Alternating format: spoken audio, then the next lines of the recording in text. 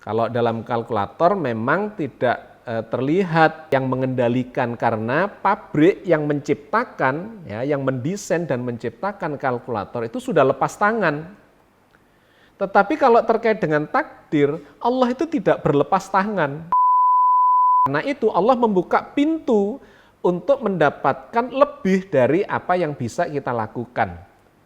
Karena memang yang menentukan adalah Allah, bukan kita. Ya, ini menarik. Sehingga proses takdir itu sesungguhnya adalah proses negosiasi.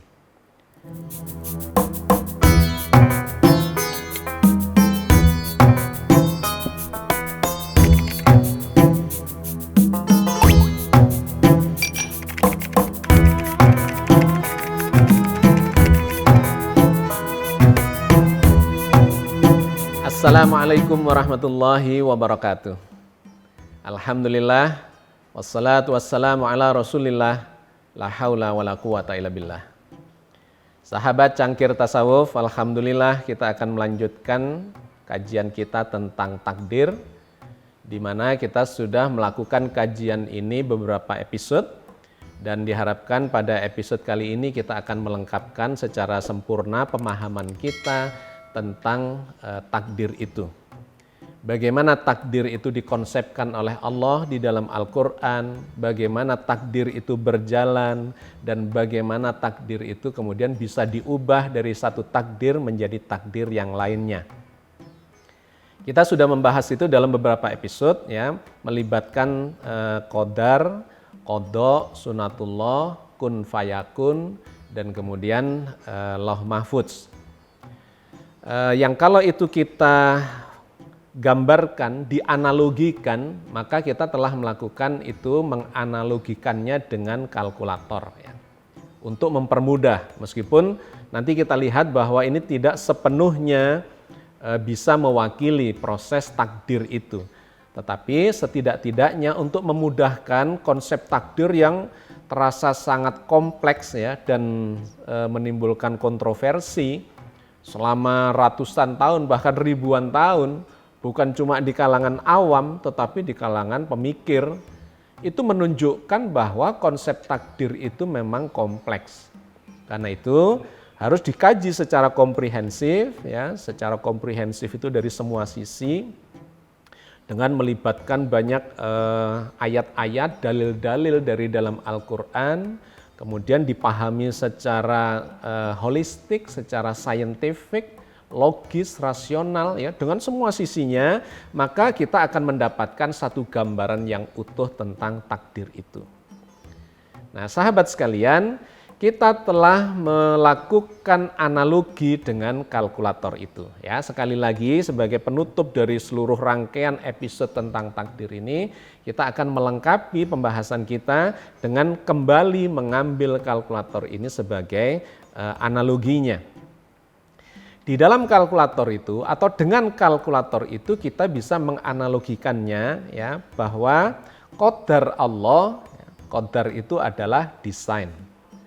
Allah memberikan desain atau menciptakan segala jagat raya dengan isinya, dalam konteks ini analoginya kalkulator, didesain oleh pabriknya dengan spesifikasi tertentu.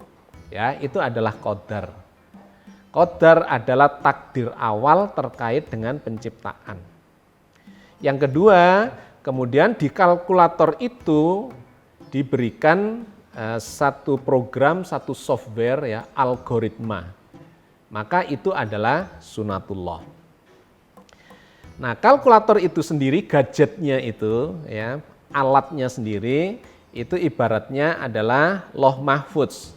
Lauh mahfudz, kata Al-Quran apa? Lauh mahfudz adalah satu kitab, ya, satu lembaran, satu catatan, di mana dia menggambarkan atau merekam dan menggambarkan seluruh peristiwa yang terjadi. Kalau dalam realitas adalah jagat raya, tapi kalau di dalam kalkulator ini, kalkulator itu memuat seluruh peristiwa, peluang, kemungkinan terjadinya hasil dari operasi bilangan atau hitung-hitungan matematika. Ya, jadi kalkulatornya adalah Lauh Mahfudz, softwarenya adalah algoritma yang itu mewakili sunatullah. Kemudian seiring dengan proses itu maka muncullah yang disebut sebagai qadha. Qadha adalah hasil dari sebuah proses ya di dalam kehidupan ini yang kalau dalam kalkulator itu terkait dengan ketika seseorang pemilik kalkulator itu sedang melakukan pencet-pencet tombol untuk mengeluarkan takdirnya, hasil hitung-hitungan dari kalkulator itu, maka di situ kemudian terjadi eksekusi yang memunculkan hasil bahwa 1 tambah 1 sama dengan 2. Itu adalah qadha. Dari qadar kemudian menjadi qadha. Qadha itu menjadi sebuah eksekusi munculnya takdir berikutnya dibandingkan dengan takdir yang sebelumnya. 5 kali 5, 25 dan apapun operasi bilangan yang dilakukan, maka ketika kita pencet tombol yang sesuai akan memunculkan takdir yang sesuai juga.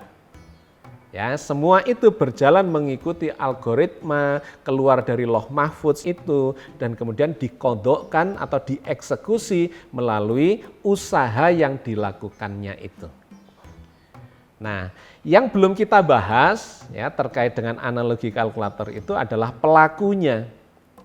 Bahwa semua itu kan sebetulnya adalah sesuatu yang berupa fasilitas saja, berupa kondisi saja.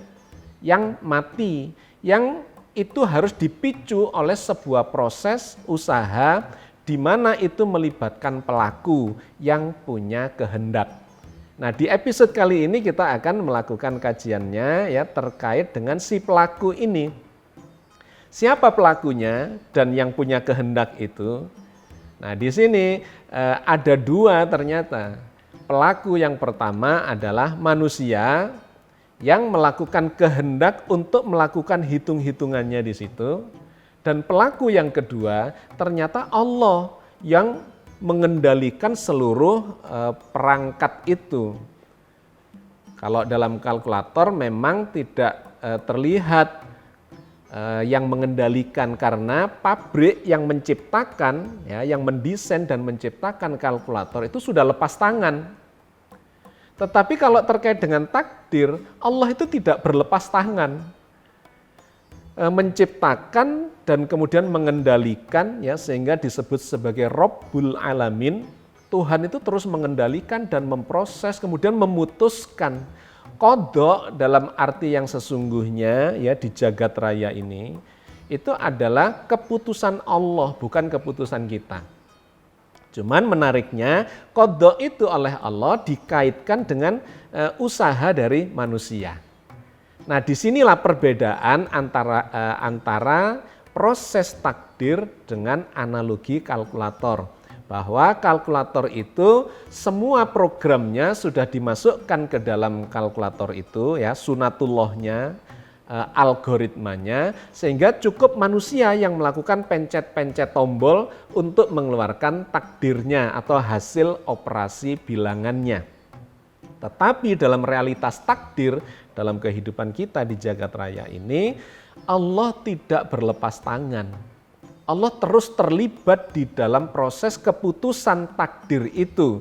Dari takdir awal yang namanya qadar berupa desain, kemudian kita melakukan usaha untuk mengubah takdir itu, berubah menjadi takdir yang kedua, takdir yang ketiga, takdir yang keempat, dan seterusnya. Jutaan mungkin miliaran takdir kita bikin sepanjang hidup kita, dan itu yang menentukan Allah.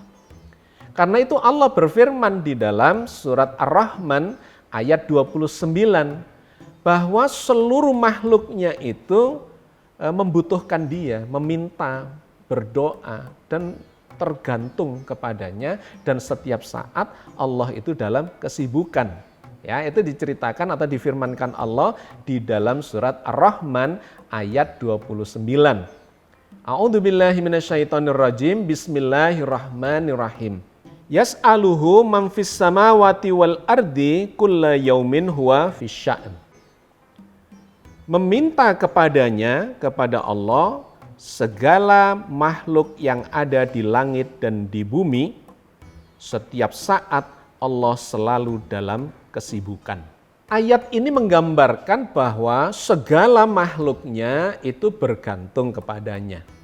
Dan setiap saat Allah berada dalam kesibukan untuk memutuskan mengurusi takdir-takdir makhluknya. Pada saat ini saja ada berapa juta bayi lahir, itu semua Allah yang memutuskan. Ada orang sakit, ada orang sembuh, itu Allah yang memutuskan.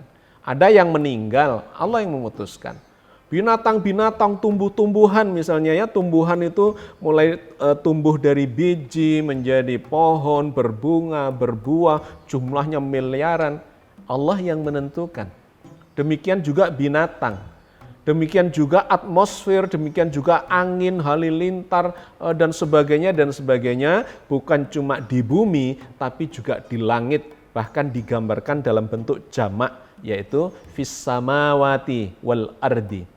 Di langit-langit, ya, langit yang berlapis-lapis, yang besarnya tidak terhingga itu, belum diketahui di mana batasnya itu, dengan isi triliunan benda-benda langit, yang semua itu membutuhkan ada yang mengendalikan. Kalau tidak ada yang mengendalikan, maka ini ambiar semua, bubar semua. Jadi itulah Allah menggambarkan bahwa Allah itu bukan Tuhan yang digambarkan oleh kitab suci yang lain, ya, menciptakan dalam waktu 6 hari kemudian istirahat, ya, di hari yang ketujuhnya. Oh tidak, di dalam Al-Quran tidak demikian adanya.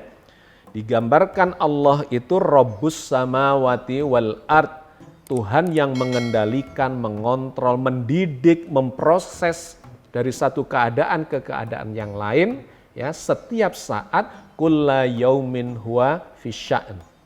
Setiap saat dia berada dalam kesibukan untuk menentukan takdir dari makhluk-makhluknya yang jumlahnya bukan cuma miliaran tetapi triliunan itu. Jadi kita bisa menggambarkan betapa yang digambarkan oleh ayat ini, kesibukan Allah karena setiap saat mengurusi makhluknya itu. Sahabat sekalian, jadi inilah bedanya analogi, ya, karena analogi itu memang tidak bisa menggambarkan seluruhnya, ya. Analogi kalkulator untuk menggambarkan proses takdir. Bahwa di dalam proses takdir pelakunya itu ada manusia, ya, kalau dalam konteks kita sesungguhnya takdir itu tidak hanya terkait dengan manusia, tetapi terkait dengan segala makhluknya. Nah, pelaku dari terbentuknya atau ditetapkannya takdir itu adalah ada manusia dan ada Tuhan di sana. Disinilah terjadi proses negosiasi, ya. Terjadi proses negosiasi antara manusia dengan Tuhannya, di mana negosiasi itu dilakukan dengan dua cara. Yang pertama adalah dengan usaha dan yang kedua dengan doa. Jadi usaha itu bisa mengubah takdir, sedangkan doa itu juga bisa mengubah takdir ketika usaha yang kita sudah lakukan itu mentok. Ya, kita tidak bisa lagi dengan kekuatannya sendiri untuk mewujudkan apa yang kita kehendaki. Nah, maka kita bernegosiasi dengan Tuhan. Bernegosiasi dengan Allah. Kenapa? Karena yang memutuskan, yang menetapkan itu Allah, bukan kita. Manusia berusaha, Allah lah yang menentukan. Ya, kita sudah membahas di episode yang lalu ketika Allah mengatakan di dalam firman-Nya, ya, dalam satu firman di dalam surat Ar-Ra'd ayat 11, innallaha la yughayyiru ma biqaumin hatta yughayyiru ma bi anfusihim. Allah tidak akan mengubah keadaan suatu kaum secara kolektif sampai kita melakukan perubahan pada setiap diri, karena itu menggunakan jamak di situ, ya. Anfusakum. Nafs itu adalah bentuk tunggalnya, anfus adalah bentuk jamaknya. Allah tidak akan mengubah keadaan kolektif suatu komunitas, suatu bangsa, suatu, ya, masyarakat, katakanlah dalam konteks ini manusia, sampai setiap diri itu melakukan proses untuk berubah. Maka di sini ada dua pelaku. Pelaku yang pertama itu adalah manusia. Karena manusia inilah yang diminta untuk melakukan usaha, ya, diberi kehendak Kemudian kehendak itu atau dengan kehendak itu dia melakukan usaha untuk mengubah takdirnya yang di masa lalu menjadi takdir yang lebih baik. Kalau kemarin sakit takdirnya, maka ubahlah dengan pola makan yang baik, dengan pola pikir, pola aktivitas yang baik, sehingga menjadi atau mendapatkan takdir yang lebih baik. Usaha dari manusia. Tetapi Allah yang akan menilai itu pantasnya diberikan apa? Apakah tetap sakit ataukah kemudian menjadi lebih sehat? Ya, jadi ada dua pelaku di sini yang dua-duanya memiliki kehendak. Kehendak manusia ya itu adalah derivasi dari kehendak Allah. Allah memberikan kehendaknya kepada manusia dalam keterbatasannya. Sedangkan Allah punya kehendak yang tidak terbatas. Nah, keterbatasan kehendak itulah yang menyebabkan manusia itu suka salah karena keterbatasan. Ilmunya terbatas, pengetahuannya terbatas, kemampuan memprediksikannya, merencanakannya, mengusahakannya itu memiliki keterbatasan-keterbatasan. Sehingga meskipun kita ini diberi kehendak, ya kemampuan untuk berkehendak dan berusaha, semuanya itu memiliki keterbatasan dan memiliki potensi kegagalan untuk mencapai apa yang kita inginkan, ya takdir yang kita inginkan. Karena itu Allah membuka pintu untuk mendapatkan lebih dari apa yang bisa kita lakukan. Karena memang yang menentukan adalah Allah, bukan kita. Ya, ini menarik. Sehingga proses takdir itu sesungguhnya adalah proses negosiasi. Kalau kita melakukan begini, hasilnya akan begini, sesuai dengan sunatullah. Tetapi kalau kemudian itu tidak memberikan hasil seperti yang kita maui, ya begini tidak menghasilkan begini, maka Allah membukakan pintu yang lain, berdoalah kepada Allah untuk mendapatkan pertolongan dari Allah supaya keinginan kita itu tercapai kalau Allah menghendaki. Karena Allah itu selalu memberikan yang terbaik.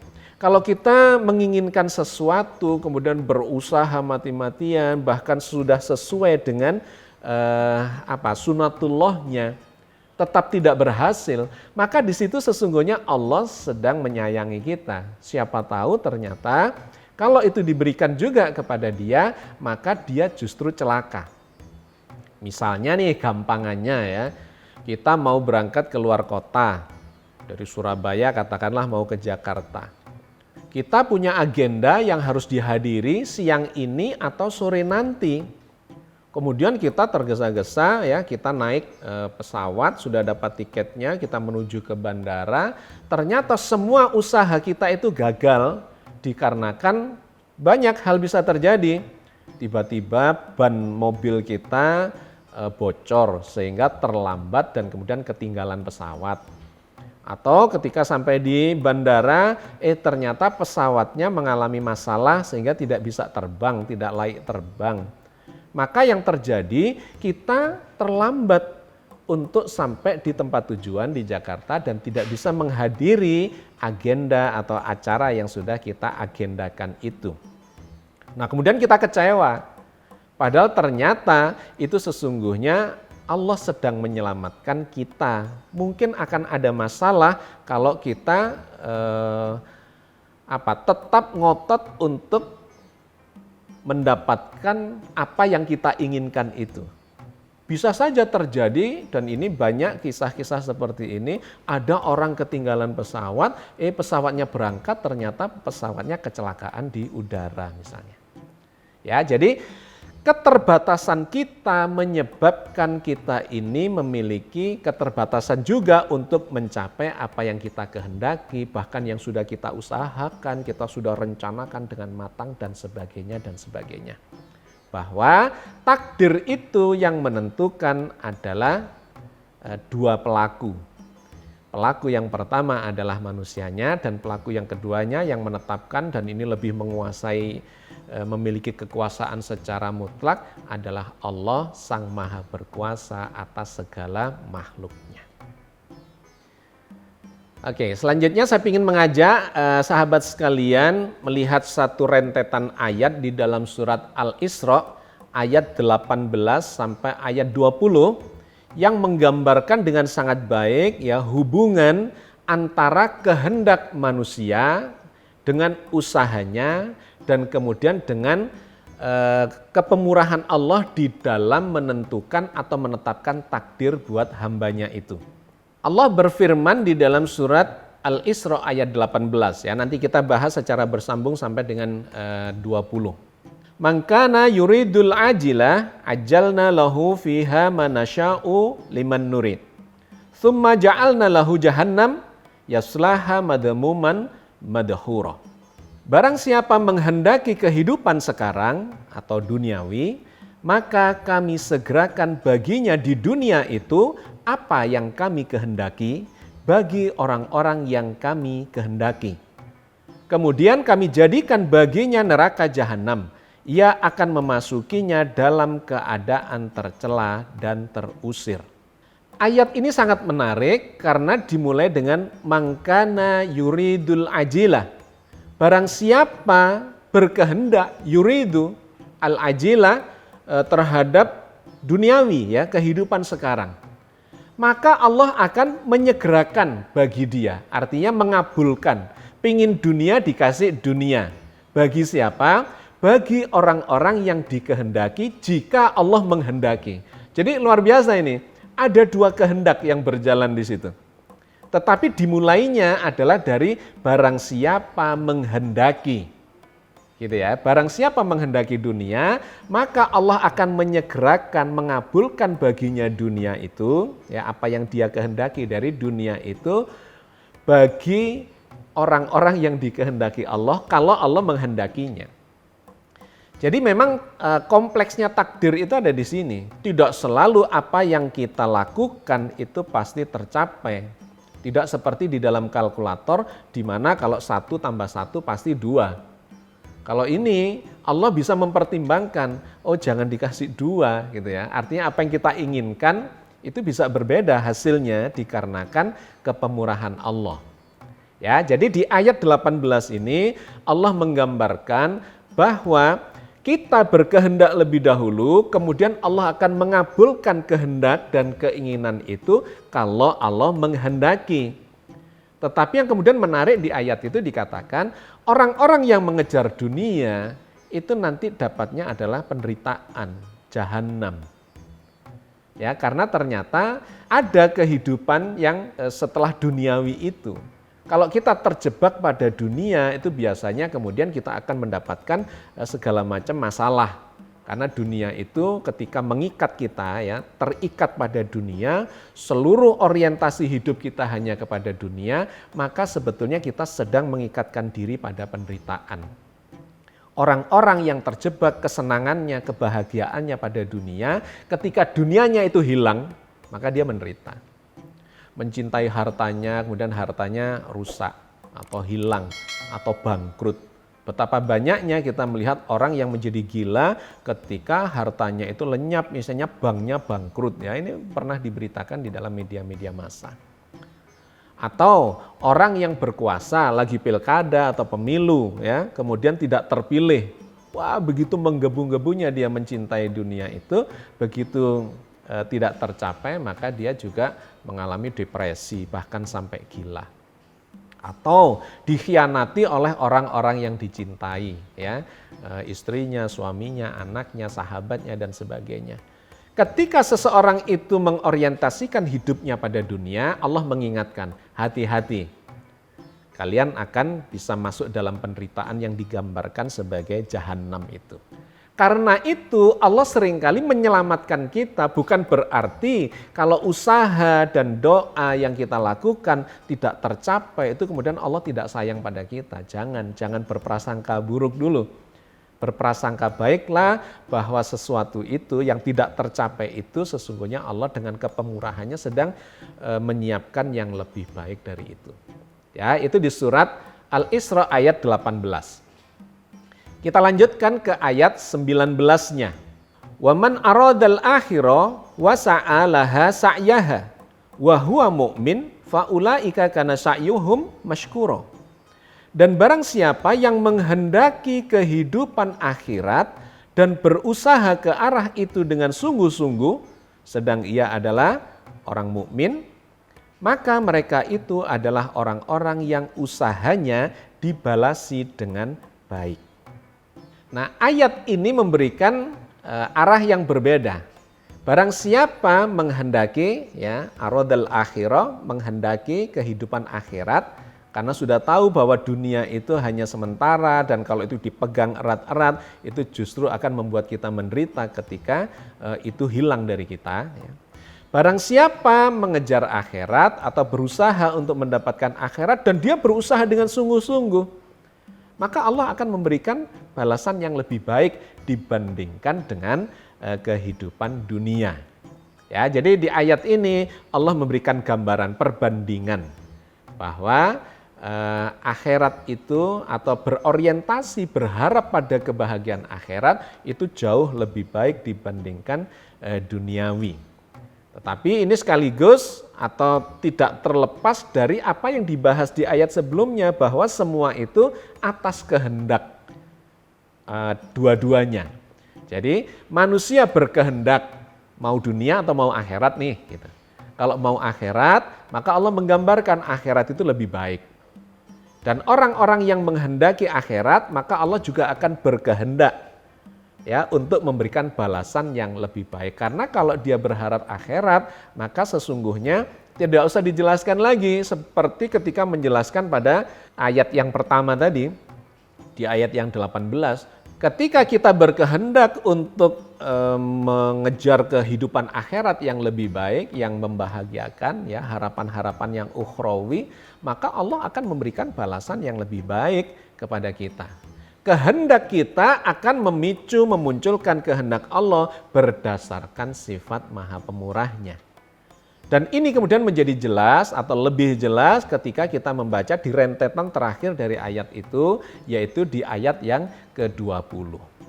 Kullan numidu haula'i wa haula'i min ata'i rabbik wa makana ata'u rabbika mahdura.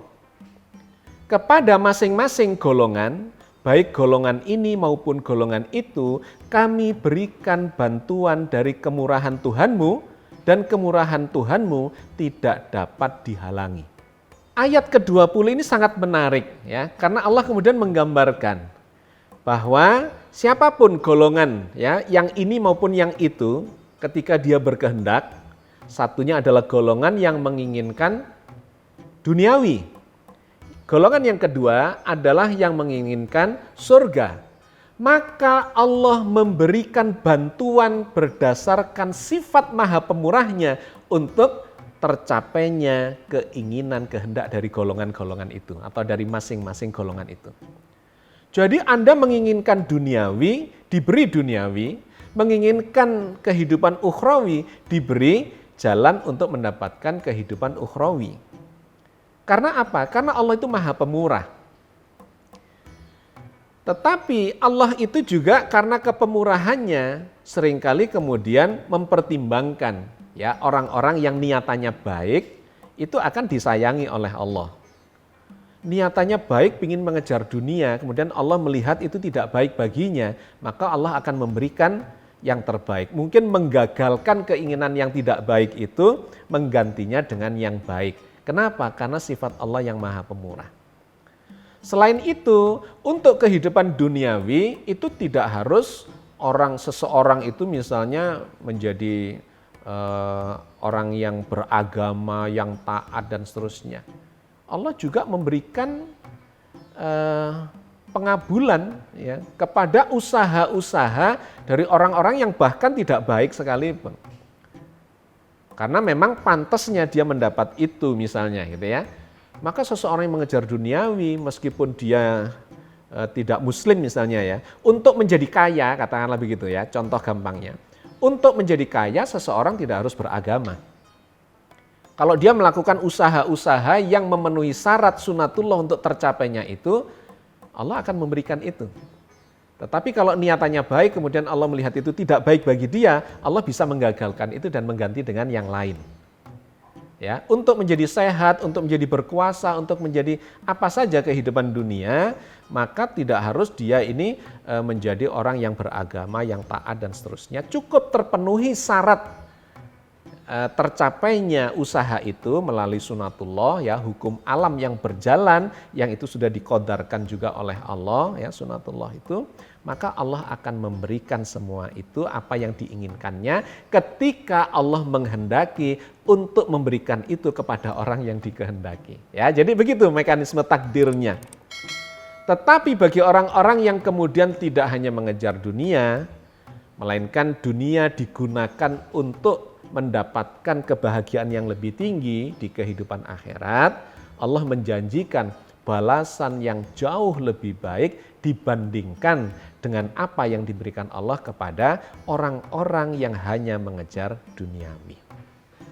Dan poin pentingnya kemudian, Allah memberikan bantuan kepada golongan ini maupun golongan itu dengan sifat Maha Pemurahnya. Jadi sahabat sekalian, Allah itu sangat pemurah. Kalau kita berdoa, nah kemudian kaitannya ya dengan doa, karena usaha kita itu seringkali mentok, kemudian ketika mentok itu kita berdoa kepada Allah, ya.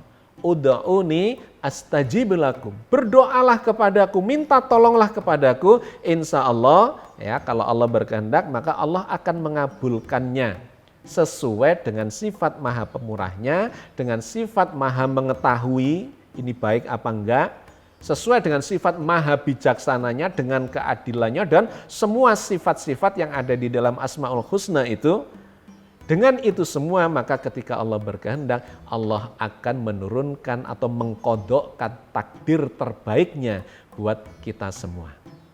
Jadi sahabat sekalian, ini sekaligus menjadi penutup dari rangkaian pembicaraan atau kajian tentang takdir, ya. Bahwa takdir itu memiliki satu mekanisme yang kompleks tetapi sesungguhnya gamblang. Ketika kita membahasnya satu persatu, maka kita menjadi mengetahui komponen-komponen dari proses mekanisme takdir itu sampai bagaimana cara mendapatkan takdir itu. Mudah-mudahan yang kita bahas tentang takdir ini memberikan klarifikasi dan pencerahan kepada kita semua, bahwa takdir adalah bagian dari usaha dan negosiasi kepada Allah yang Maha Pemurah, yang selalu memberikan yang terbaik buat kita semua. Mudah-mudahan Allah senantiasa membimbing kita di jalannya untuk mendapatkan takdir yang terbaik kita. Amin ya Rabbal Alamin. Assalamualaikum warahmatullahi wabarakatuh.